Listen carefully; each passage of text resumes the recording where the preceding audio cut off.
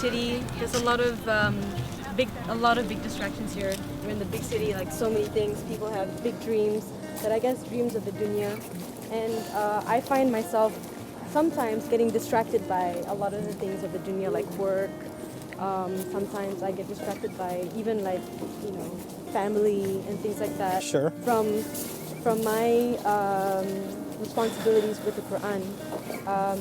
Even though I'm still learning, I know I'm supposed to read Quran every day, but sometimes I do struggle with that. Okay. With disciplining myself. Okay. So, is there any advice that you can give to me? Yeah. Look, when somebody's been away from the Deen, and then they discover it, they want it all right away. Yeah. And I don't have enough. Why is there so much I don't know? And it just starts eating away at you. Yeah, it's a lot of things. And that guilt keeps making you think that you're doing too many other things that don't matter. You should be doing more of this. The problem is that, you lived a life of one extreme, and the danger is that you fall into the other extreme. This Deen, if there's anything Allah gives us in this book, it's balance. This book is such an incredible source of balance of your life in this world and your concerns for the next life, your spiritual life, your family life, your work life, your material life. These are things that are not mutually exclusive to Allah. I'll give you an example. It's so beautiful. Hajj is supposed to be the most spiritual experience of a person's entire life. Yes or no? Yes. Right? When Allah talks about Hajj, He says, لَيْسَ عَلَيْكُمْ جُنَاحٌ أَن تَبْتَغُوا فَضْلًا مِّن رَبِّكُمْ. There's no harm if you want to do business while you go to Hajj.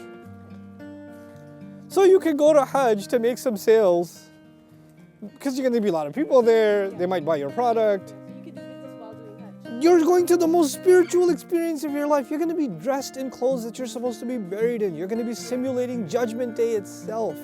And yet, go do some business too. What I'm trying to get at is have a healthy routine of studying the Quran, reciting some Quran, enjoying the memorization of Quran.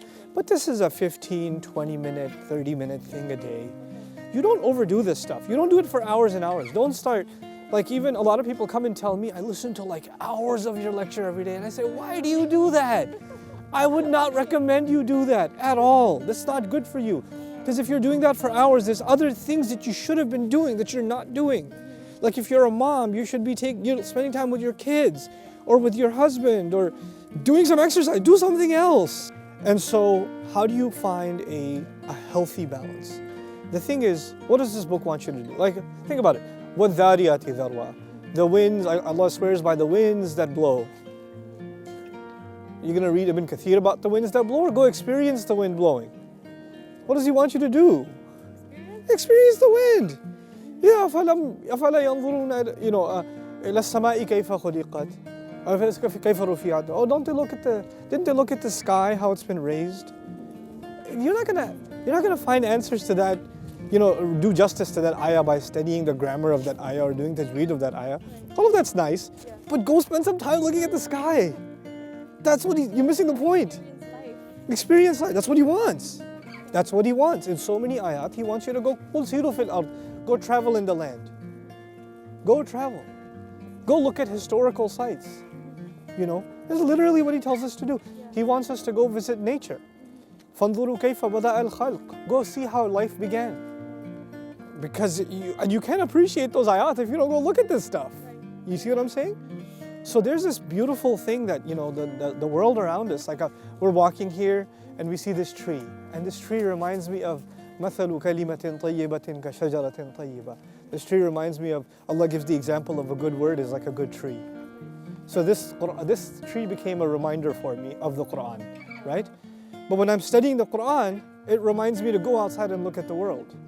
Why? Because the Quran is made up of ayat. And the creation of Allah is also ayat.